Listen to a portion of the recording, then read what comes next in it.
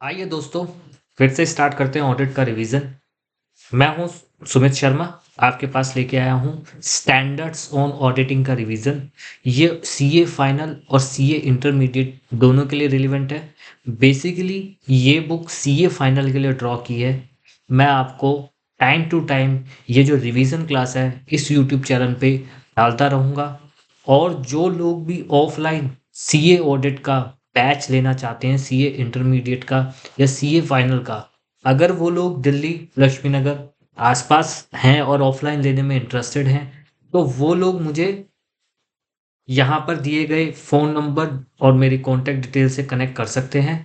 आइए स्टार्ट करते हैं। और जो लोग ऑनलाइन हम मेरे इस रिवीजन क्लास में जैसे जैसे लोग इंटरेस्टेड है, तो ये ऑनलाइन रिवीजन क्लास इस यूट्यूब चैनल पे आता रहेगा और आपके लिए ये रिवीजन क्लास होती रहेंगी उपलब्ध। आपको क्या करना है कि सब्सक्राइब करना है, लाइक करना है और शेयर करना है और कमेंट भी करिए। आपको कोई भी प्रॉब्लम है, किसी भी तरीके की रिक्वायरमेंट है, ऑडिट में कोई हेल्प चाहिए, तो आप बता सकते हैं। हमारा एक और कोर्स है ई अकाउंटिंग का, ई प्रोफेशनल कोर्स है, जिसके अंदर टैली, आपके पास एएस और इंडीएस और एडवांस एक्सेल और इनसे रिलेटेड जीएसटी इनकम टैक्स में जो बेसिक कंसेप्ट है, जो आपको अकाउंटिंग और प्रैक्टिकल नॉलेज के लिए बनाए गए हैं, वो भी आप देख सकते हैं।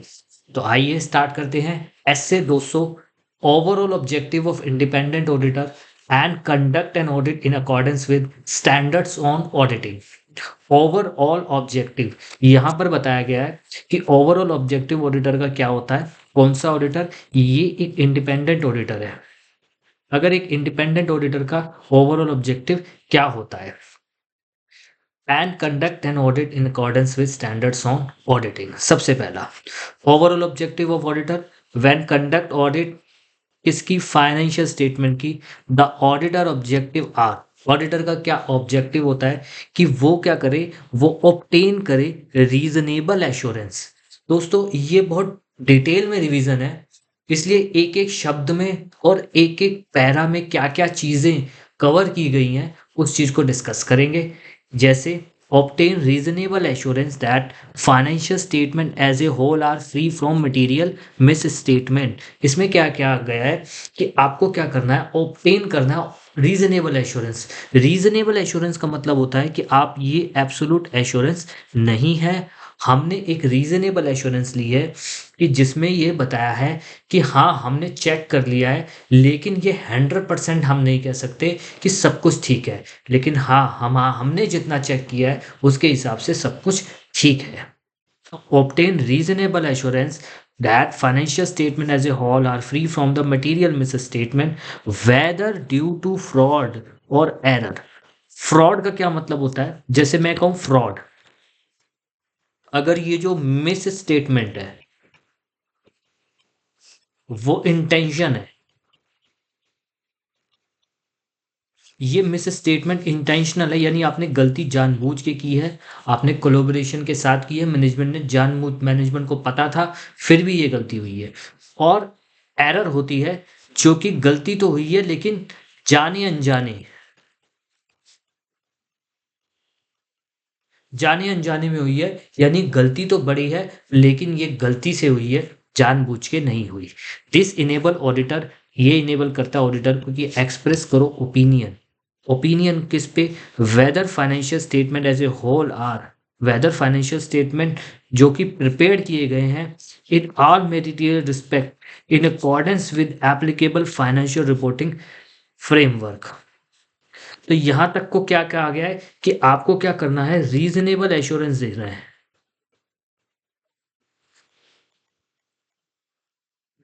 रीजनेबल एश्योरेंस सर किस चीज का लिखना है कि financial statement, financial statement as a whole, जो पूरा का पूरा फाइनेंशियल स्टेटमेंट, क्या वो फ्री है? फ्री किससे है? वो फ्री है मटेरियल मिस स्टेटमेंट से।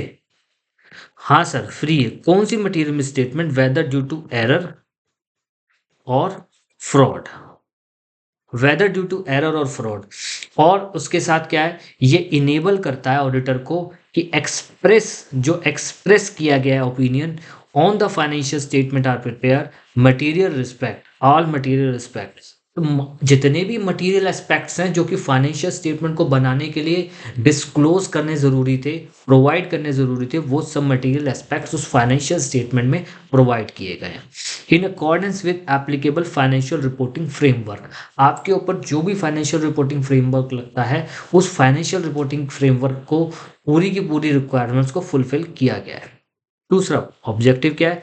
रिपोर्ट देना on the financial statement and communicate करना required by standards on auditing. Standards on auditing के हिसाब से उस ऑडिट रिपोर्ट को कम्युनिकेट भी करना जरूरी है। रिपोर्ट बनाना ही जरूरी नहीं है, कम्युनिकेट करना भी जरूरी है। डेफिनेशंस हैं, एफआरएफ की डेफिनेशंस हैं, ये आप देख सकते हैं। इसमें कुछ नहीं होता, जो भी एफआरएफ होता है रूल रेगुलेशंस और लॉ के हिसाब से जो आपके ऊपर एप्लीकेबल होता है, उस हिसाब से जो आप उस हिसाब से आपको क्या करना होता है, फाइनेंशियल स्टेटमेंट को प्रिपेयर करना होता है। आइए, fair presentation framework, competence framework, misstatement, इन सब की डेफिनेशंस आपको दी हुई है, एक बार सिर्फ रीड करने के लिए है। आगे चलते हैं। Audit risk. ऑडिट रिस्क क्या होता है? ऑडिट रिस्क होता है कि आप कोई गलती ना कर बैठे अपने ओपिनियन देने में, ठीक है? ऐसी कोई गलती ना दे दे कि आपके द्वारा जो ओपिनियन दिया गया है वो कहीं इनअप्रोप्रिएट ना हो जाए। तो risk that the auditor express the inappropriate audit opinion when financial statement materially misstated. Audit risk is function to the risk of material misstatement and detection risk. तो audit risk functions of the risk of material misstatement. तो risk रहता है material miss statement का। तो सबसे पहले हम क्या करते हैं कि डिटेक्शन रिस्क हमारा क्या होता है कि हम उस चीज को डिटेक्ट नहीं कर पाए। Risk of material miss statement में हो सकती है कि आपको risk of material miss statement ऐसी हो सकती है, इसके लिए क्या आता है? इनहेरेंट रिस्क और control risk. Inherent risk versus control risk. Inherent risk क्या होता है? Refer susceptibility of the assertion about class of transaction account balance disclosure to be misstatement that could be material. यानी कि कोई भी अकाउंट बैलेंस डिस्क्लोजर क्या हो सकता है? मिस स्टेटेड हो सकता है और वो मटेरियल भी हो सकता है, या तो इंडिविजुअली या फिर aggregately with misstatement before considering related internal control. Internal control को लगाए बिना, मतलब इंटरनल कंट्रोल यहाँ पर काम नहीं करता। कंट्रोल रिस्क क्या होता है? कंट्रोल तो है miss statement assertion about the transaction account balance disclosure, amount transaction balance disclosure, which could be material either individually or aggregately. Other misstatement will not be prevent and detect correct timely basis of internal control। यहाँ पर क्या था कि हमारे पास internal control नहीं था, यहाँ पर हमारे पास इंटरनल कंट्रोल तो है, लेकिन उस इंटरनल कंट्रोल ने डिटेक्ट नहीं किया, करेक्ट नहीं किया और प्रिवेंट नहीं किया। आइए, risk of material miss statement exist दो लेवल पे होता है। ओवरऑल फाइनेंशियल स्टेटमेंट या असर्शन लेवल। असर्शन का मीनिंग क्या होता है? जो फाइनेंशियल स्टेटमेंट के अंदर इंफॉर्मेशन दी जाती है, जो इंफॉर्मेशन होती है दी जाती है, उसे कहते हैं असर्शन। जैसे फाइनेंशियल स्टेटमेंट में फिक्स एसेट्स की इंफॉर्मेशन दी जाती है। अब फिक्स एसेट्स की इंफॉर्मेशन अगर दी गई, उस फिक्स एसेट्स की वैल्यूएशन ठीक है, उस फिक्स एसेट्स का डिस्क्लोजर ठीक है, उस फिक्स एसेट्स का अमाउंट ठीक है, उस फिक्स एसेट्स का जो ओनरशिप है वो भी ठीक है, और वो फिजिकली मतलब अवेलेबल है, वेरीफाइड है।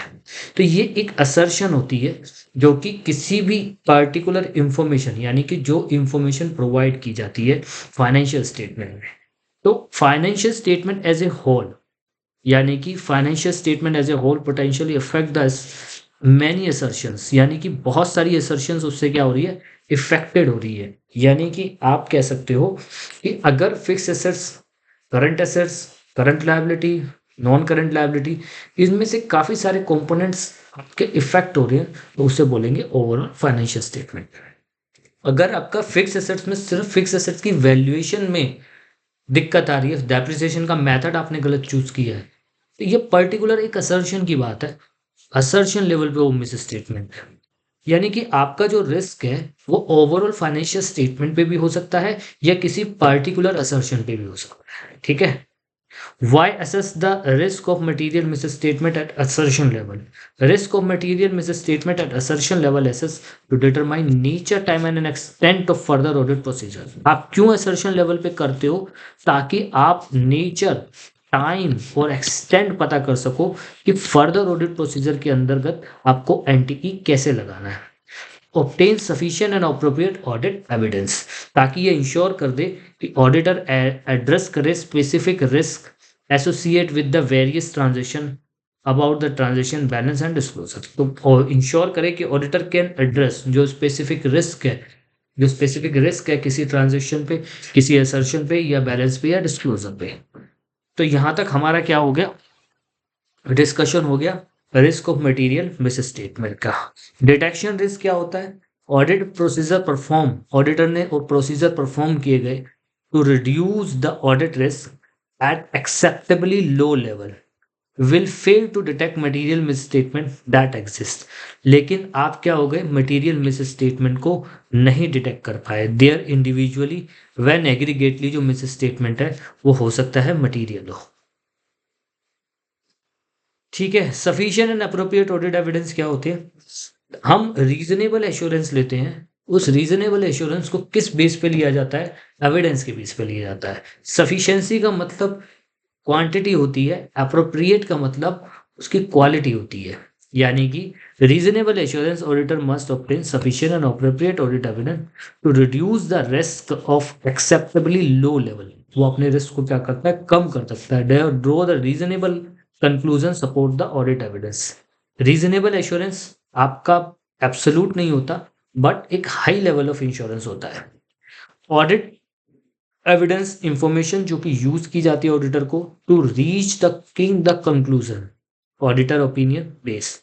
सफिशिएंसी मतलब quantity, auditor assess risk of material misstatement और quantity of audit evidence.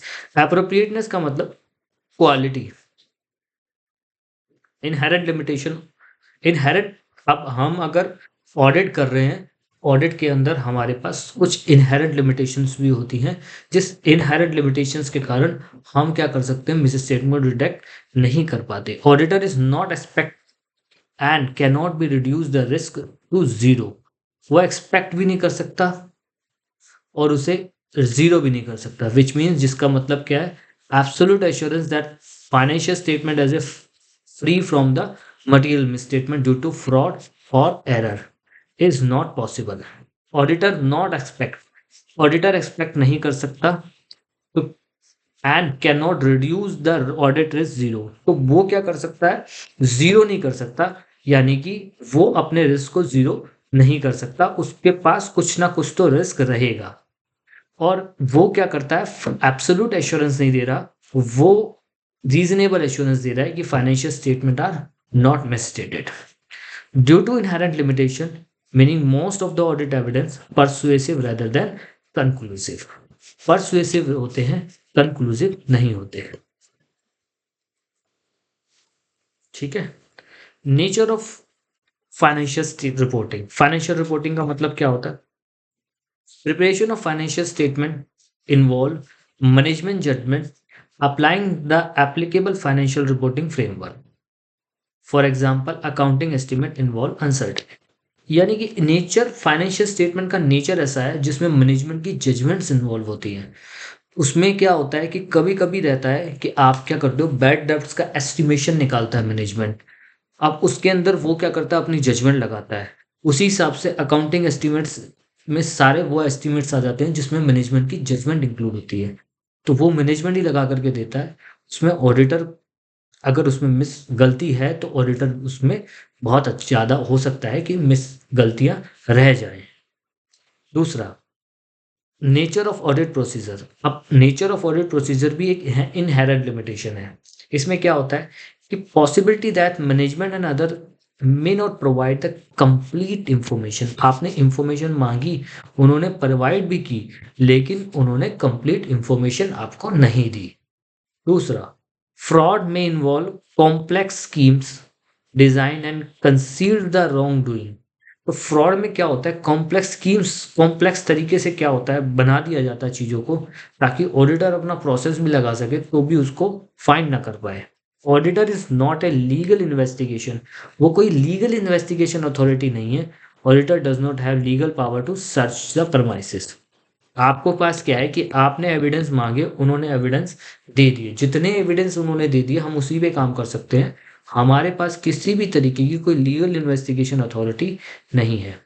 Timeliness of reporting and cost benefit balance. अब टाइमली रिपोर्टिंग क्या होती है, relevance of information diminish over time and the balance must be maintained between reliability of information that cost of obtaining। यानी कि आपको क्या होता है, रिलीवेंस इंफॉर्मेशन तो लेनी होती है लेकिन उसकी एक टाइम लिमिट भी होती है कि आपको इतने टाइम लिमिट में रिपोर्ट को देना है और वो जो कॉस्ट उस पर लगेगी उस कॉस्ट को अपने बेनिफिट से कंपेयर भी करना है। सिग्निफिकेंट असर्शन और subject matter. Significant assertion, certain कुछ असर्शंस ऐसे होते हैं, सब्जेक्ट मैटर ऐसे होते हैं जो पार्टिकुलरली बहुत डिफिकल्ट होते हैं audit to detect, including fraud specifically involve senior management. अब फ्रॉड क्या है, किसी ने फ्रॉड किया है, कंपनी के अंदर किसी ने फ्रॉड किया, उसमें सीनियर मैनेजमेंट इन्वॉल्व है, उसका पता लगाना बहुत मुश्किल हो जाता है। Completeness related party relationship and transaction, completeness related party transaction और relationship, non compliance with law and regulation, future event condition that may be threaten entity ability to continue going concern। तो 4 पॉइंट है। 4 point क्या है, सबसे पहले fraud है जिसमें आपका सीनियर मैनेजमेंट और उनका कोल्यूजन है। फ्रॉड ताकि जो कि किसने किया, सीनियर मैनेजमेंट ने और उनके कल्यूजन से हुआ, यानी उनकी मिलीभगत से हुआ। Completeness of related party relationship and transaction, related party transactions बहुत ज़्यादा हुई हैं। Non compliance of law and regulation, किसी लॉ एंड रेगुलेशन का कंप्लाई नहीं किया गया है। और future event and condition that may threaten to the entity ability to continue going concern, future में कोई इवेंट या कंडीशन ऐसी हुई है जो कि आपके गोइंग कंसर्न के ऊपर थ्रेटन करती है। नोट में आ जाते हैं। Note, due to inherent limitation auditor there is a unwilling unavoidable risk shows that some material misstatement may go undetected। तो ऐसा हो सकता है कि कुछ मिस स्टेटमेंट ऐसी हो जो कि डिटेक्ट ना हो, किसकी वजह से, इनहेरेंट लिमिटेशन की वजह से। Even auditor properly plan and perform the according to the auditing standard, उसने प्रॉपरली प्लान भी किया था और परफॉर्म भी किया था ऑडिटिंग स्टैंडर्ड के हिसाब से। Subsequent discovery of material misstatement due to fraud or error does not imply audit was not conducted as per auditing standard। अगर बाद में पता लगता है कि ये मटेरियल मिसस्टेटमेंट जो कि ऑडिट के दौरान फाइंड ही नहीं हुई, तो ऐसा नहीं कहेंगे ऑडिटर ने अपना काम अच्छे से नहीं किया था। However inherent limitation are not excuse the accepting less than persuasive audit evidence. आपको कम से कम परसुएसिव ऑडिट एविडेंस लेना पड़ेगा, इसका कोई एक्सक्यूज नहीं होगा कि हमारे पास इनहेरेंट लिमिटेशन थी। प्रोफेशनल स्केप्टिज्म, एटीट्यूड जो कि इन्वॉल्व होता है क्वेश्चनिंग माइंड और बीइंग अलर्ट का, ताकि आप अलर्ट रहो कि कोई भी गलती, कोई भी मिस स्टेटमेंट ना हो। और critical assessment of audit evidence, हमें क्या करना चाहिए, क्रिटिकल असेसमेंट करना चाहिए ऑडिट एविडेंस को, हर चीज को मान के चलो गलत है। ऑडिटर शुड विजिलेंट, तो विजिलेंट क्या करता है, वो देखता है audit evidence and contradictory other और एविडेंस ऑब्टेन। तो वो विजिलेंस किस चीज का करेगा कि अगर कोई ऑडिट एविडेंस मिला है उसके कॉन्ट्राडिक्टरी कोई ऑडिट एविडेंस मिल गया कि दोनों के कंक्लूजन सेम नहीं आ रहे। Information call into question reliability document use audit evidence. Condition that may be suggest possible fraud, condition ऐसी हो सकती है जो आपको सजेस्ट करती है पॉसिबल फ्रॉड के थ्रू। Circumstances indicate need to addition audit procedure beyond those required audit standards. तो ऐसी सर्कमस्टांसेस होती हैं जो कि इंडिकेट कर सकती हैं कि audit procedure beyond those required by the auditing standard. अच्छा, maintaining professional scepticism throughout the audit is critical to reduce the risk किस चीज का रिस्क? ओवरलुकिंग अनयूजुअल ट्रांजेक्शन, जो मेंटेनिंग प्रोफेशनल स्केप्टिज्म, हम अगर प्रोफेशनल स्केप्टिज्म मेंटेन करेंगे throughout the audit is critical to reduce the risk. Overlooking the unusual transaction, आप क्या कर सकते हो? आप बहुत ज्यादा अनयूजुअल ट्रांजेक्शन को ओवरलुकिंग नहीं करोगे। Gathering board broading from the other observation, आप क्या करोगे? बहुत सारी चीजों को ऑब्जर्वेशंस को कंसिडर नहीं करोगे अगर वो मटेरियल नहीं है। Using inappropriate assumption that determining the nature, time and extent of audit procedure when evaluating the result, आप क्या कर दोगे? प्रोफेशनल स्केप्टिज्म अगर आपने रखा है तो रिस्क कम कर देगा वो किस चीज का, कि आप किसी को बहुत ज्यादा नहीं देखोगे, अनयूजुअल ट्रांजेक्शन है, बहुत ज्यादा उसको नहीं देखोगे, और आप क्या करोगे? इनएप्रोप्रिएट अजम्पशन नहीं लोगे किसी भी तरीके के ऑडिट प्रोसीजर और फर्दर ऑडिट प्रोसीजर की। प्रोफेशनल जजमेंट क्या होती है? प्रोफेशनल जजमेंट में इन्वॉल्व है application, relevant training and knowledge. Professional judgement का मतलब क्या है? कि आपके पास एक रिलेवेंट एक्सपीरियंस है, आपके पास एक रिलेवेंट ट्रेनिंग है, आपके पास रिलेवेंट नॉलेज है with in the context provide auditing, accounting and ethical standards. अगर आप प्रोफेशनल जजमेंट दे रहे हो तो सबसे पहले आपको क्या होना चाहिए? ट्रेनिंग प्रॉपर होनी चाहिए, नॉलेज होनी चाहिए, एक्सपीरियंस होना चाहिए। किसके कंटेक्स्ट में? आपके पास auditing, accounting and ethical standard से रिलेटेड है। Make inform decision regarding the appropriate course of action audit engagement, तो make inform decision regarding the appropriate course of action in the audit engagement, तो वो appropriate action और अपना judgement ले सकते हैं बेस्ड ऑन एक्सपीरियंस। आपके पास एक्सपीरियंस होना चाहिए किस चीज का, कि आप डिसीजन लेते हैं regarding the appropriate course of action of audit engagement. ठीक है। Professional judgement particularly necessary decision related to, किससे रिलेटेड है? मटीरियलिटी से रिलेटेड और ऑडिट रिस्क से related, and nature, time and extent of audit procedure to meet essay requirements or gather sufficient and appropriate audit evidence। Evaluation करना whether sufficient and appropriate audit evidence obtain किए गए, if further action needed in the objective to obtain the objective of assess, और assessing management judgment, management की judgement को assess करना, applying the entity reporting, financial reporting framework. तो सबसे पहले professional judgement कहाँ जरूरी होता है? जब आप मटेरियलिटी को सर्टेन कर रहे होते हो कि पर्टिकुलर ऑर्गेनाइजेशन के लिए क्या मटेरियलिटी है, मटेरियलिटी लेवल क्या है, ऑडिट रिस्क कितना है, नेचर, टाइम एंड एक्सटेंट क्या होगा ऑडिट प्रोसीजर का या फर्दर ऑडिट प्रोसीजर का, जो ऑडिट एविडेंस आपने ऑब्टेन कर लिए हैं उसके बाद आपका फर्दर एक्शन प्लान क्या होगा, उसके बाद मैनेजमेंट ने जो जजमेंट ली है फाइनेंशियल स्टेटमेंट को बनाने में एज पर एफआरएफ, तो वो जो जजमेंट ली है क्या वो ठीक है या नहीं है, और लास्ट में ड्राइंग कंक्लूजन जो कि ऑडिट एविडेंस के बेस पे होगा, और इवेल्युएट करना होगा reasonable estimate made by the management for the preparation of financial statement. उसके बाद आता है the premises responsible, sorry, responsibility of management, यानी कि दोज चार्ज विद गवर्नेंस, इनकी रिस्पॉन्सिबिलिटी क्या रहेगी? सबसे पहले इनकी रिस्पॉन्सिबिलिटी क्या है? कि आप बनाओ financial statement as per FRF. Management responsible होता है कि वो financial statement as per FRF बनाए। तो सबसे पहले उसे क्या करना होता है? मैनेजमेंट को एफआरएफ चूज करना पड़ता है कि एफआरएफ एज पर हमारे किसके हिसाब से हो, as per law and regulation के हिसाब से एफआरएफ होना चाहिए। This include design and implementation, maintenance of internal. उसके बाद क्या होता है कि आप क्या करो? डिजाइन करो, इम्प्लीमेंट करो, मेंटेन करो इंटरनल कंट्रोल, और इंश्योरिंग द फाइनेंशियल स्टेटमेंट क्या होनी चाहिए? फ्री होनी चाहिए मटेरियल मिस स्टेटमेंट से। Provisions, provision of information to the auditor, provision किसका? Information to the auditor. Auditor को क्या इंफॉर्मेशन दी जा रही है? Management where the applicable TCWG must provide, auditor क्या प्रोवाइड करेंगे? जितनी भी रिलेवेंट इंफॉर्मेशन होगी वो सारी आप प्रोवाइड करोगे, जैसे रिकॉर्ड्स, डॉक्यूमेंट्स और other matters related to that. Any additional information अगर कोई रिक्वायर्ड होगी वो, और अनरिस्ट्रिक्टेड एक्सेस देंगे इंडिविजुअल को within entity from whom the audit deem to be necessary to obtain evidence. ठीक है जी। तो ये इंफॉर्मेशन क्या हो गई? आपको देनी होगी ऑडिटर को, कोई सी भी, जितनी भी रिलेवेंट इंफॉर्मेशन है, एडिशनल इंफॉर्मेशन है, और अनरिस्ट्रिक्टेड एक्सेस इंडिविजुअल से एंटिटी का from the auditor deem to fit. As a part of responsibility of बड़ा स्लो चल रहा है।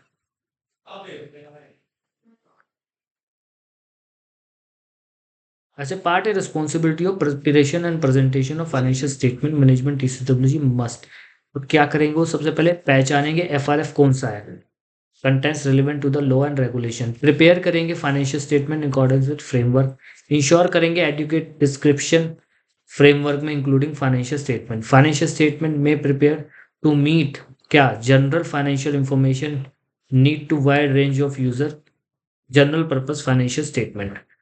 ठीक है, financial information need to specific user, यानी कि फाइनेंशियल स्टेटमेंट किसके लिए बन रहा है, स्पेसिफिक यूजर के लिए बन रहा है या फिर financial statement general purpose financial statement है, तो उससे रिलेटेड जितनी भी इंफॉर्मेशन है वो देनी पड़ेगी।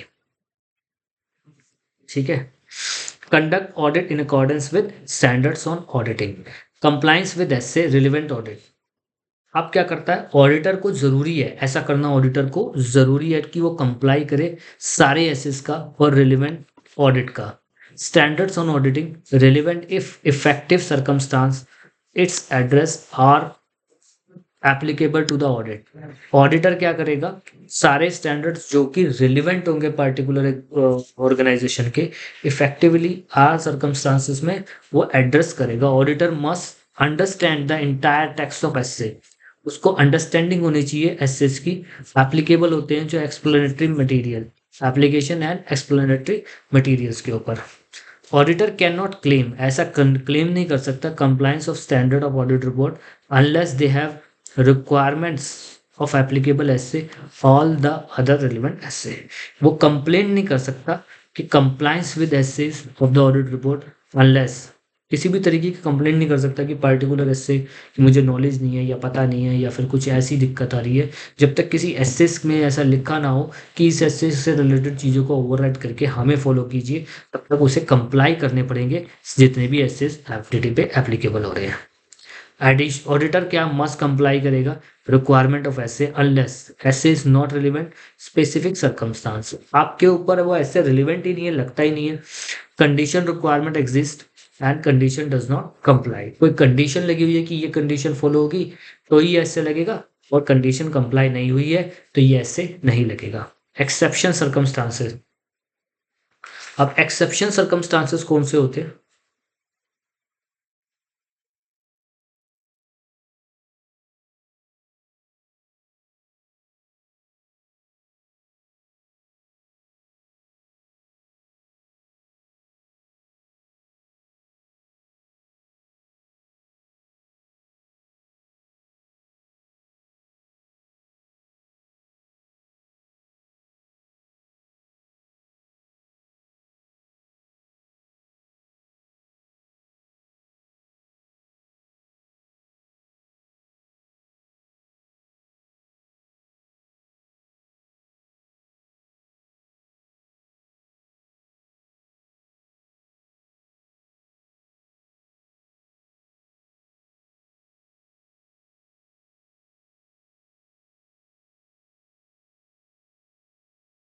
Sorry, agree in the terms of audit engagement. अगला इससे है, आप जब किसी के साथ किसी भी तरीके का ऑडिट की उसमें जाते हैं, एग्रीमेंट्स में जाते हैं या फिर एंगेजमेंट में जाते हैं, तो जो टर्म्स होती हैं वो एग्री कर लेनी चाहिए एंगेजमेंट लेटर के साथ, ताकि कोई भी तरीके किसी भी तरीके की कोई भी ऐसी कोई प्रॉब्लम ना आए या कोई मिसअंडरस्टैंडिंग ना आए कि आपने हमें ये बोला था, हमने ये सोचा था। तो जितनी भी टर्म्स एंड कंडीशंस हैं उसको क्या करेंगे हम, एक उसमें लिख लेंगे टर्म्स में, एक एंगेजमेंट लेटर में, और उसको ऑडिटर और एंटिटी जो भी हैं उसके ऊपर एग्री हो जाएंगे। लेकिन सबसे पहले हम चलते हैं कि क्या होता है ऑडिटर का objective, to accept and continue audit engagement only when, जब terms and engagement have been clearly agreed, जो टर्म्स एंड एंगेजमेंट है वो क्लियरली एग्रीड होने चाहिए, and this achieve determining the whether preconditions जो भी ऑडिट की हैं वो प्रेजेंट होनी चाहिए, और confirming that the mutual understanding between the auditor management TCWG, यानी प्री कंडीशन का होना बहुत ज़रूरी है और म्यूचुअल अंडरस्टैंडिंग होनी चाहिए मैनेजमेंट टीसीडब्ल्यूजी की regarding the terms of engagement.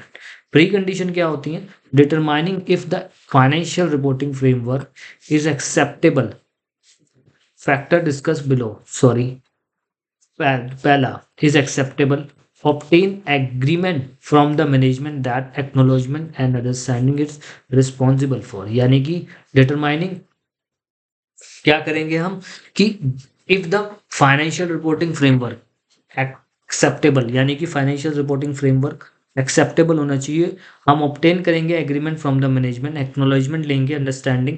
पहला, preparation of financial statement in accordance with FRF, आपको क्या करना है, बनाना प्रिपरेशन ऑफ फाइनेंशियल रिपोर्टिंग। उसके बाद इंटरनल कंट्रोल की रिस्पॉन्सिबिलिटी आपकी है necessarily, preparation of financial statement and material misstatement are free from material misstatement whether due to fraud और एरर। और ऑडिटर को क्या करेंगे, प्रोवाइड की जाएंगी क्या क्या चीज़ें, ऑडिटर को क्या प्रोवाइड की जाएगी, सारा का सारा एक्सेस, सारी इंफॉर्मेशन का, प्रिपरेशन जो कि यूज़ हुई है रिलीवेंट है प्रिपरेशन ऑफ फाइनेंशियल स्टेटमेंट में, एडिशनल इंफॉर्मेशन का जो कि रिक्वेस्ट किया ऑडिटर ने, और अनरिस्ट्रिक्टेड एक्सेस रहना चाहिए किसी भी पर्सन का, individual within the entity of whom the auditor need to be obtained. Pre condition are not met, अगर प्री कंडीशन नहीं फुलफिल की जाती तो ऑडिटर डिस्कस करेगा matter with management, deciding the management limitation of scope before the audit acceptance. अगर किसी भी तरीके का लिमिटेशन ऑफ स्कोप लगाया गया तो ऑडिटर क्या करेगा, इफ मैनेजमेंट टीसीडब्ल्यूजी ने इम्पोज कर दिया limitation of scope auditor work, auditor must issuing the disclaimer of opinion of the financial statement, auditor should not accept the engagement unless required by regulation। अगर वो limitation और scope बहुत ज़्यादा material है हमारी ऑडिट के लिए तो हम क्या करेंगे, या तो बोलेंगे कि आप इसे हटा दो, रिक्वेस्ट करेंगे, नहीं हटाएंगे तो हमें क्या है, डिस्क्लेमर ऑफ ओपिनियन देना पड़ेगा। Agree in the terms of audit engagement, audit engagement letter, otherwise क्या हो सकता है, should recorded in engagement letter, जो टर्म्स ऑफ एग्रीमेंट है टर्म्स की वो एंगेजमेंट लेटर में दी जाएंगी या रिटर्न में दी जाएंगी।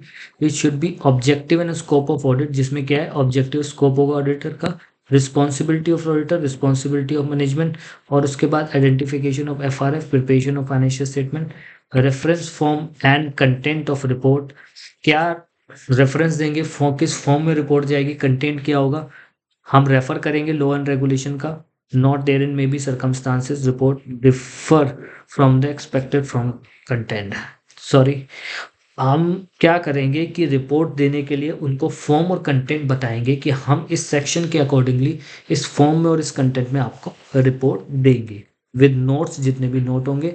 देयर मे बी सर्कमस्टांसेस जहां पर where the report differ from the expected form और कंटेंट, अगर कुछ सर्कमस्टांसेस ऐसे आए तो वो डिफर हो सकता है कंटेंट और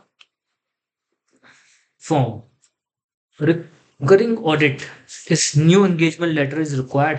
देखो कभी कभी क्या होता है कि रिकरिंग ऑडिट जो बार बार कंटिन्यूसली ऑडिट चल रही है उसमें भी आपको एंगेजमेंट लेटर देना होता है। Not decide not to issue audit engagement letter period, however the auditor should consider revising और reminding the entity terms of, जो भी टर्म्स हैं या तो वो उसको रिमाइंड कराने के लिए या फिर कुछ टर्म्स एंड कंडीशन में रिवीजन हुआ है उसके लिए। Entity show the misunderstanding, and हमें पता लगा कि एंटिटी किसी बात पे मिसअंडरस्टूड है ऑडिटर का ऑब्जेक्टिव और स्कोप से रिलेटिव, तो हम क्या करेंगे, उन्हें रिवाइज दोबारा से क्या करेंगे, याद दिलाएंगे और एंगेजमेंट लेटर भेजेंगे कि ये आपकी ऑब्जेक्टिव ने स्कोप है, इससे रिलेटेड किसी भी तरीके की मिस अंडरस्टैंडिंग नहीं होनी चाहिए।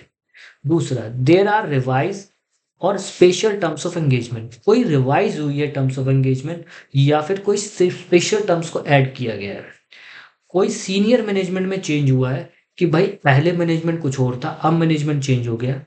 उसके बाद significant change in ownership, ownership में ही कोई सिग्निफिकेंट चेंज आ गया है, ओनरशिप में कोई सिग्निफिकेंट चेंज आ गया। दूसरा, नेचर और size of business, significant change, nature और साइज ऑफ बिजनेस में चेंज आ गया है। लीगल रेगुलेशन में कोई चेंज आया है, एफआरएफ में कोई चेंज आया है, रिपोर्टिंग रिक्वायरमेंट्स में किसी तरीके का चेंज आया है। तो सब इसको याद रखने के लिए कैसे, सबसे पहले हम क्या करेंगे कि हम समझ नहीं पाए आपको, यानी कि मैनेजमेंट ऑडिटर के ऑब्जेक्टिव ने स्कोप को नहीं समझ पाया, हम समझ गए लेकिन कुछ बदलाव चाहते हैं, यानी कि रिवाइज ऑफ स्पेशल टर्म्स, हम ही बदल गए, यानी कि चेंज ऑफ सीनियर मैनेजमेंट, हमारे मालिक बदल गए यानी कि ओनरशिप में चेंज। उसके बाद हम सही हैं, आप सही हो, लेकिन हमारा बिजनेस ही चेंज हो गया, या फिर हमारा बिजनेस का स्केल बहुत बड़ा हो गया। Nature science of business, legal regulation में कोई चेंज आ गया तो लीगल रेगुलेशन में, एफआरएफ में कोई चेंज आ गया तो एफआरएफ में, और रिपोर्टिंग रिक्वायरमेंट्स में कोई इसी प्रकार का चेंज आया तो वो भी यहाँ पर आ जाएगा।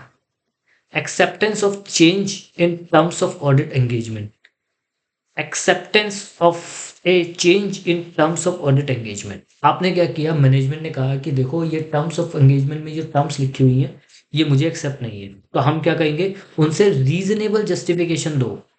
अगर उन्होंने रीजनेबल जस्टिफिकेशन दे दी और हमने क्या किया, हमें वो ठीक भी लग रही है, अगर हमें उनकी जो उन्होंने रीजनेबल जस्टिफिकेशन दे रही है ठीक लग रही है तो ऑडिटर एक्सेप्ट कर लेगा। अगर उनका लग रहा है कि लो लेवल ऑफ एश्योरेंस दे रहे हैं, जिससे उनको लग रहा है कि ये जो कंडीशंस है, ये जो चीज़ है लोअर लेवल ऑफ एश्योरेंस दे रहा है, auditor must assess whether it is justified. Lower level of assurance मिलेगा इसमें आपको। इससे क्या होगा कि आप, हमारी क्रेडिबिलिटी घटेगी। आप एक काम करो, ये कंडीशन रिवाइज कर दो। ऑडिटर जस्टिफाई रिवीजन से सेटिस्फाई हो जाता है तो ठीक है और चेंज कर देगा। If new terms must be agreed upon on record, वो एग्रीड भी होनी चाहिए और रिकॉर्ड भी होनी चाहिए। न्यू एंगेजमेंट लेटर और रिटर्न एंगेजमेंट लेटर दिया जाएगा। If auditor can not agree with changes, अगर ऑडिटर चेंजेस से एग्री नहीं है and not allowed to continue, और उसे कंटिन्यू अलाउ नहीं किया जा रहा कंटिन्यू करने के लिए ओरिजिनल टर्म्स पे, तो वो क्या करेगा, विड्रॉ करेगा from the engagement if allowed by the law and regulation. अगर लॉ एंड रेगुलेशन ने उसे ऑप्शन दिया हुआ है तो वो विड्रॉ कर लेगा। डिटरमाइन करेगा whether the obligation report in the circumstances तीसरी ओनर, तो वो क्या करेगा, डिटरमाइन करेगा कि कोई ऑब्लिगेशन तो नहीं है उसका रिपोर्ट से रिलेटेड का, किसी भी सर्कमस्टांस तो नहीं कि उसे रिपोर्ट करना है टीसीडब्ल्यूजी को, ओनर्स को, रेगुलेटर्स को, वो रिपोर्ट भी कर देगा। तो चेंजेस अगर करवा रहे हैं मैनेजमेंट तो हम देखेंगे मैनेजमेंट का जस्टिफिकेशन, कि मैनेजमेंट कहता है कि लो लेवल ऑफ एश्योरेंस उससे आपको मिलेगा, तो इससे हमारी क्रेडिबिलिटी खराब होगी, आप एक काम करो चेंज कर दो। तो हम चेंज कर देंगे अगर जो भी रीज़न है जस्टिफिएबल है और जस्टिफाइड रीज़न है, अगर हम उसे समझते हैं कि हाँ ऐसा करना ठीक है तो हम रिवाइज करेंगे और रिकॉर्ड कर लेंगे। लेकिन हमें लगता है कि ये ऐसा करना ठीक नहीं है, ऑडिटर को कंटिन्यू नहीं करना चाहिए, वो विड्रॉ कर लेगा, रिपोर्ट करेगा ओनर्स को, टीसीडब्ल्यूजी को, मैनेजमेंट को और अपने रेगुलेटर्स को, अगर कहीं लॉ में रिक्वायरमेंट है। FRF prepared by law and regulation other consideration. देखो जो एफआरएफ बनता है वो क्या बनता है, हमारे लॉ एंड रेगुलेशन के हिसाब से बनता है। अगर वो अनएक्सेप्टेबल है तो but engagement is required by law and regulation should be only be the accept engagement. Management agree to provide the additional disclosure, management को सारी डिस्क्लोजर देने पड़ेंगे, प्रोवाइड करना पड़ेगा, एक्नोलेज करना पड़ेगा। तो अगर ऑडिटर ने क्या किया है कि एफआरएफ ठीक से नहीं लिया तो ऑडिटर क्या करेगा, ऑडिटर अगर मैनेजमेंट ने इस चीज़ को एक्नोलॉज कर लिया और बता दिया है कि हम इस वजह से इसको एफआरएफ को इस लो इसके हिसाब से नहीं ले रहे जिस रीज़न दिया है, तो हम इम्फेसिस ऑफ मैटर पैराग्राफ डालेंगे ऐसे 706 attention of additional disclosure unless required by law auditor opinions not include the para presently Fairlie of the all material aspects. ठीक है, तो ये हम क्या करेंगे कि सारी चीज़ों को अगर मैनेजमेंट ने डिस्क्लोज कर दिया है तो हम भी उसे एम्फेसिस ऑफ मैटर पैराग्राफ में डालेंगे। इसको हम सेपरेटली देखेंगे 706 में। उसके बाद देखते हैं factor determining the acceptability of the FRF. कौन कौन से फैक्टर है जो कि डिटरमाइन करते हैं कि आपको एफआरएफ एक्सेप्ट करना चाहिए। Auditor should consider following factor to determine the whether FRF is applied to preparation of financial statement is acceptable. पहले नेचर ऑफ एंटिटी क्या है, purpose of financial statement, nature of financial statement prescribe by law. Nature of entity यानी कि वो किस nature of business में करती है, बिजनेस एंटरप्राइज है, प्रॉफिट है मेकिंग है, नॉन प्रॉफिट मेकिंग है। पर्पस क्या है उस फाइनेंशियल स्टेटमेंट का, जनरल पर्पस है, स्पेसिफिक पर्पस है, common financial information need to be wide range use तो स्पेसिफिक यूजर, अगर स्पेसिफिक है तो स्पेसिफिक यूजर के लिए क्या है उसमें information. Nature of financial statement क्या है, कंप्लीट फाइनेंशियल स्टेटमेंट है या single financial complete financial statement है या सिंगल फाइनेंशियल, यानी कि उसका मतलब ये है कंसोलिडेटेड फाइनेंशियल स्टेटमेंट है या सिंगल फाइनेंशियल स्टेटमेंट है। Whether financial statement are prescribe by the law and regulation, जो फाइनेंशियल एफआरएफ है वो लॉ एंड रेगुलेशन के हिसाब से बन रहे हैं। Audit documentation, audit documentation refer करता है record of audit procedure perform, जो ऑडिट प्रोसीजर परफॉर्म किए गए, यानी ऑडिट डॉक्यूमेंटेशन रेफर किसको करता है, रिकॉर्ड किस चीज का है, ऑडिट प्रोसीजर परफॉर्म, जो ऑडिट प्रोसीजर परफॉर्म किए गए हैं। Relevant audit evidence obtain, relevant audit evidence जो भी ऑब्टेन किए। ऑडिट डॉक्यूमेंटेशन रेफर किसको करता है, ऑडिट प्रोसीजर जो भी परफॉर्म किए गए हैं, हमने जो ऑडिट प्रोसीजर परफॉर्म किए गए हैं। दूसरा रिलेवेंट ऑडिट एविडेंस, जो भी रिलेवेंट ऑडिट एविडेंस है वो हो गए। और conclusion reach to the by the auditor, auditor ने जो कंक्लूजन रीच किया गया है commonly known as working paper. तो हमें क्या है, जो ऑडिट प्रोसीजर आपने परफॉर्म किया उससे रिलेटेड डॉक्यूमेंट, जो रिलेवेंट ऑडिट एविडेंस है वो, और जो कंक्लूजन आपने रीच किया है वो। पर्पस क्या है, आप प्लानिंग कर सको, परफॉर्म कर सको ऑडिट।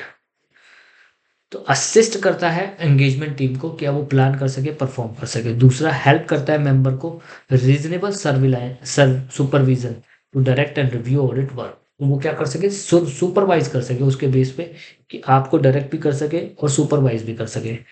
वो इनेबलिंग करता है एंगेजमेंट टीम को अकाउंटेबिलिटी ऑफ वर्क, यानी कि अकाउंटेबल बनाना कि ये काम इसने किया है, ये इसके लिए रिस्पॉन्सिबल है। अगर इसमें झूठ बोला है, झूठ कहा है, या कल को कोई भी बात आती है तो ये बंदा अकाउंटेबल है। Retaining the record matter continuous significance for future audit, तो आप उससे फ्यूचर ऑडिट के लिए भी यूज कर सकते हो। सपोर्टिंग होता है quality control review and inspection होगा। तो क्वालिटी कंट्रोल रिव्यू के लिए सपोर्ट होता है कि आपने उसका इंस्पेक्शन किया। फैसिलिटेट करता है एक्सटर्नल इंस्पेक्शन, अगर कोई एक्सटर्नल इंस्पेक्शन होता है ऑडिट का तो उसको भी फैसिलिटेट करता है। Form content of external audit, extent of audit documentation, क्या क्या फॉर्म और क्या क्या कंटेंट रहेगा ऑडिट डॉक्यूमेंटेशन के अंदर। ऑडिटर क्या करेगा, मस्ट प्रिपेयर करेगा ऑडिट डॉक्यूमेंटेशन दैट, जो कि सफिशिएंट होगी, इनेबल करता होगा एक्सपीरियंस ऑडिटर को with no prior connection of audit to understand nature, time and extent of audit procedure performed, result of procedure and audit evidence obtained, significance matter during the audit conclusion, reach significant proposal of judgment। तो सबसे पहले क्या है, आपको form and content of audit documentation में क्या क्या करना पड़ेगा, कि आपका नेचर, टाइम एंड एक्सटेंट क्या है ऑडिट प्रोसीजर का, वो रिजल्ट क्या निकला आपका ऑडिट प्रोसीजर, और सिग्निफिकेंट मैटर अगर कोई निकला तो वो उसका कंक्लूजन रीच्ड कैसे आप पहुंचे। व्हेन डॉक्यूमेंट, आप जब डॉक्यूमेंट करते हो nature, time and extent of audit procedure का, आपको क्या करना पड़ता है, आइडेंटिफाई करना पड़ता है characteristic of item and matter tested, who perform the audit work and date it was completed, किसने परफॉर्म किया और किस डेट पे कंप्लीट हुआ। Who review the audit work and date and extent of review. तो identification of characteristic of the item और matter tested. तो आपको क्या करना है कि बहुत सारी चीज़ों को देखना, अपना डॉक्यूमेंटेशन पढ़ना पड़ेगा, किसने काम किया, क्या रिव्यू किया, किसने काम परफॉर्म किया, किसने रिव्यू किया, और किसने इसको कंप्लीट किया, किसने इसको जो भी आगे ऑडिट प्रोसीजर में यूज किया। Factor affecting the form and content and extent of audit documentation, कौन कौन से ऐसे फैक्टर है जो अफेक्ट करते हैं ऑडिट डॉक्यूमेंटेशन को। सबसे पहला size and complexity of entity, complex कितनी एंटिटीज का साइज है और उसकी कॉम्प्लेक्स क्या है, उसका नेचर कितना है, नेचर ऑफ ऑडिट प्रोसीजर क्या है, risk of material miss statement जो कि आइडेंटिफाई हुई है, सिग्निफिकेंस क्या है ऑडिट एविडेंस जो कि ऑब्टेन किए गए, nature and extent exceptional identified, need audit conclusion on basis of conclusion, not readily determined form of documentation, work performed or audit evidence obtained। ठीक है। Audit methodology and tools, timely preparation of audit documentation. तो ये कुछ read करने के लिए हैं, just for one time read. Documentation and matter arising after the date of audit report, तो कुछ डॉक्यूमेंटेशन है जो मैटर अराइज हो रहे हैं after the date of audit report. Audit report आपने दे दी, उसके बाद कुछ मैटर आपको पता लगते हैं, तो आप क्या करोगे। पहला, अगर exceptional circumstances in the exceptional circumstances में न्यू और additional procedure perform conclusion drawn after the date of audit report the auditor must document. Exceptional circumstances में आपने कुछ ऑडिट प्रोसीजर परफॉर्म किए ऑडिट रिपोर्ट के बाद, सर्कमस्टांसेस कौन से हैं? लेड टू न्यू प्रोसीजर, आपने न्यू प्रोसीजर लगाए आफ्टर द कंक्लूजन, तो वो सर्कमस्टांसेस कौन से हैं? कौन कौन से आपने न्यू और एडिशनल प्रोसीजर लगाए, परफॉर्म किए, ताकि ऑडिट प्रोसीजर को ऑडिट एविडेंस ले सकें और conclusion reach affect the audit report. When, कब और whom changes of audit documentation made and review, किसने कब ऑडिट एविडेंस जो भी डॉक्यूमेंटेशन उन्होंने चेंज किया और रिव्यू किया।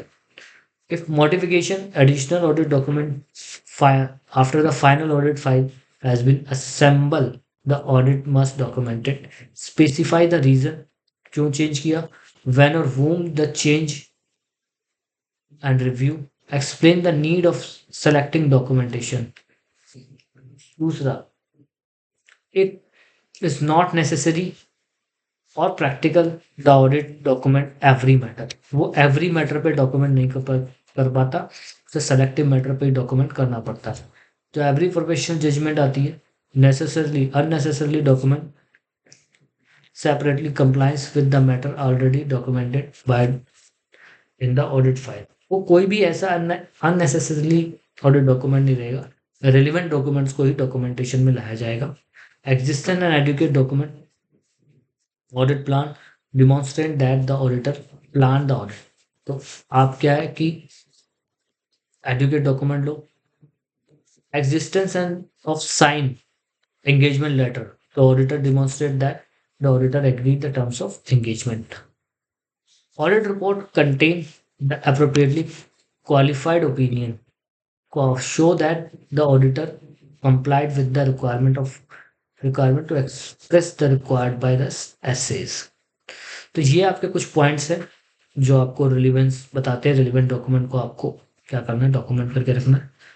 तो इसके लिए अगला पॉइंट आखिरी पॉइंट है हमारा, in the relation to requirement of applying generally throughout the audit compliance may be demonstrate various way. पहला example, for example may be no single way to document audit exercise the professional skepticism, however the auditor document may still provide the evidence these such through the specific procedure performed corroborate with the management response to the inquiry। Similarly, engagement partner क्या करेगा, responsibility for the direction, supervision and performance of audit in accordance with SA may evidence various means such as documentation of the IP, timely involvement of key aspects of audit like participation of team discussion required by ऐसे 315। तो ये सब चीज़ें हैं आपके read करने के लिए, जस्ट ये आप रीड कर सकते हैं। बाकी कंटेंट हमने इसके अंदर बता दिया डॉक्यूमेंटेशन के अंदर। ऐसे 240 क्या है, ऑडिटर की रिस्पॉन्सिबिलिटी है related to fraud in an audit of financial statement. जब आप ऑडिट करते हो फाइनेंशियल स्टेटमेंट का, जब एक ऑडिटर ऑडिट करता है तो उसकी रिस्पॉन्सिबिलिटी होती है कि ऑडिट के दौरान उसको कोई भी फ्रॉड का पता लगता है तो वो फ्रॉड का एक रीजनेबल टाइम, एक जितनी जल्दी हो सके उसको क्या कर सके, डिस्क्लोज करे, मैनेजमेंट को डिस्क्लोज करे, ईसीडब्ल्यूजी को डिस्क्लोज करे, या फिर कोई भी ऐसी लीगल अथॉरिटी को रिक्वायरमेंट है डिस्क्लोज करने की, उसको डिस्क्लोज कर ले। तो प्राइमरी रिस्पॉन्सिबिलिटी किसकी होती है, डिटेक्शन ऑन फ्रॉड की मैनेजमेंट की होती है। प्राइम रिस्पॉन्सिबिलिटी किसकी होती है, मैनेजमेंट की होती है। दोस्त चार्जेस गवर्नेंस की होती है। ऑडिटर का क्या ऑब्जेक्टिव होता है कि वो आइडेंटिफाई करे और असेस करे कि risk of material misstatement कितना है फाइनेंशियल स्टेटमेंट पे ड्यू टू फ्रॉड। ऑब्टेन करेगा sufficient and appropriate audit evidence, risk of assess करेगा risk of the material misstatement due to fraud, design and planning appropriate response करेगा appropriately, identify suspected fraud. आपने क्या करना है, सबसे पहले ROMM पता करना है, रिस्क कितना है, सफिशिएंट एप्रोप्रिएट ऑडिट एविडेंस लेने हैं कि एसेस करना आ रहा है हमको। फिर उसके बाद देखना है कि क्या कोई आइडेंटिफाई करना है, क्या कोई है, कोई ऐसा है जिसकी मतलब कोई ऐसा पॉइंट है जिसमें पता लगता है कि ये फ्रॉड हुआ है। उसके बाद technique, fraudulent financial statement and management override the control. Fraudulent financial statement may be carried out through कैसे मैनिपुलेशन और फाल्सिफिकेशन. आपने क्या किया, मैनिपुलेट किया अकाउंटिंग रिपोर्ट्स को, सपोर्टिंग डॉक्यूमेंट को, या फाल्सिफिकेशन. Miss representation and omission. आपने क्या किया है, जो इवेंट है transaction significant information of the financial statement, तो आपने क्या किया, मिस रिप्रेजेंटेशन किया है या फिर ओमिशन किया है. Intentionally misapplication of accounting principle regarding the amount classification presentation and disclosure. Classification presentation disclosure, ये आपने अकाउंटिंग ऐसे की है, इंटेंशनली मिस एप्लीकेशन किया है, आपने ठीक से अप्लाई नहीं किया है. Fraud often involve management override the control. Management override control, management override कर रहा है कंट्रोल को, using the technique such as altering record terms and related significant unusual transaction, record fictitious journal entries, inappropriate judgment लिए हैं by the management in the estimated balances या किसी से भी related, conceal कर दिया और not disclose किया impact of amount recorded in the financial statement, engaging complex transaction, जबरदस्ती complex transaction में डिवोट किया ताकि financial position को क्या कर सके, manipulate, omit किया advancing, delaying, omitting, advancing and delaying recognition of event and transaction of financial statement. एक तरीके से आपने क्या किया है, ओमिट किया या फिर बहुत ज़्यादा दिखाया, एडवांसिंग दिखाया रिकॉग्निशन ऑफ किसी भी इवेंट को या ट्रांजेक्शन को फाइनेंशियल स्टेटमेंट में. Technique of miss appropriation of assets. आपने क्या किया, एम्बेजलमेंट कर लिया, एम्बेजल कर लिया, अपने पास चोरी कर लिया, stealing physically assets, causing entity goods and service are not receive, payment to fictitious vendor और employ, using the entity assets personal use. या तो आप झूठ बोल रहे हो, या फिर आप फिक्टिशियस एंट्री कर रहे हो, या फिर पेमेंट की गलत एंट्री कर रहे हो, एंटिटी के एसेट्स को जो पर्सनल यूज में कर रहे हो.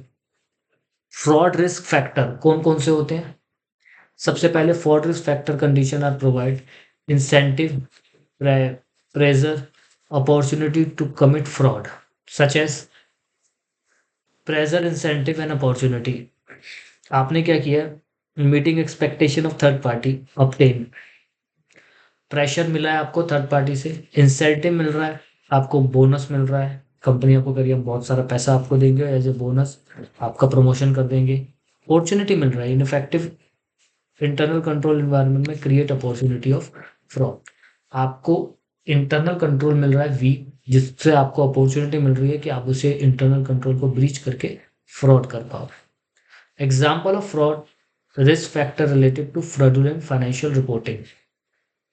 सबसे पहले इन्वेस्टेड, इंसेंटिव एंड प्रेशर, दूसरा अपॉर्चुनिटी, तीसरा अपॉर्चुनिटी में related party transaction, complex transaction, attitude और re rationalisation, focus on by the management, sorry ये एटीट्यूड एंड रैशनलाइजेशन में का हम पढ़ लेते हैं, बाकी आप रीड कर सकते हैं, सिंपल पॉइंट्स है, ये भी आप खुद ही देख सकते हैं, तीनों पॉइंट्स के एग्जांपल्स इसके अंदर दे रखे हैं, तीनों पॉइंट्स आप खुद ही देख सकते हैं. Risk factor relate to misstatement arising from the misappropriation of assets and incentive pressure. Risk क्या रहता है, पर्सनल फाइनेंस ऑब्लिगेशन में pressure to the employee, personal financial obligation होता है जो प्रेशर करता है एम्प्लॉय को to access cash and assets misappropriate land. तो पर्सनल फाइनेंशियल ऑब्लिगेशन है जो उसको प्रेशर करेगा कि वो क्या करे, कैश का या फिर एसेट्स का मिस अप्रोप्रिएट के. Adverse trans relationship between the entity and employee, adverse relationship है एंटिटी और एम्प्लॉय का, और such as lay off changes and completion can be motivated. Opportunity, large amount of cash in hand, high value, easily convertible inventory. तो क्या है कि high value of cash मिल रहा है आपको, हाई वैल्यू इजीली मिल रहा है, इजीली इन्वेंट्री में कन्वर्ट हो रहा है. Adequate internal control over the asset such as lack of segregation of duty insights. Inadequate internal control है कंपनी के एसेट्स पे. Attitude and recognition, disregard the internal control or failure of address to know the deficiency. Employ this as dissatisfaction behaviour change indicate the misappropriation. आपसे वो क्या है, organisation से dissatisfy नहीं है, आपने उसके साथ कुछ ना कुछ गलत किया है, वो आपसे खुश नहीं है, इस वजह से वो क्या करता है, कंपनी के अंदर फ्रॉड करता है। आइए, तो इस तरीके से ये ऐसे 240 दे रखा है। हम और ऐसे 240 को फर्दर फिर से देखेंगे। यहीं तक इस वीडियो को कंक्लूड करते हैं। मैंने मोटा माटी आपके सारी चीज़ें कवर की हैं। और भी इसमें आपको कुछ चाहिए हो तो आप मुझसे डिस्कस कर सकते हैं, और इस बुक नोट्स को आपकी रिक्वायरमेंट हो उसके लिए भी आप मुझे पिन कर सकते हैं। नेक्स्ट डे हम क्या करेंगे, ऐसे 250 से रिलेटेड हम क्या करेंगे, ऐसे 250 को कंसिडर करेंगे। अभी तक हमने क्या किया,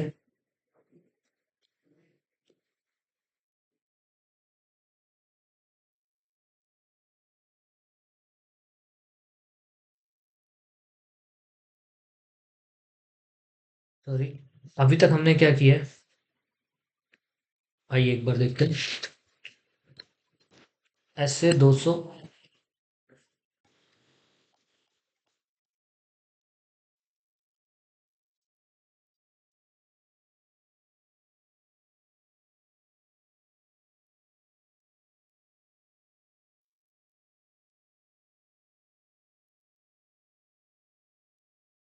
ओवरऑल ऑब्जेक्टिव ऐसे 202,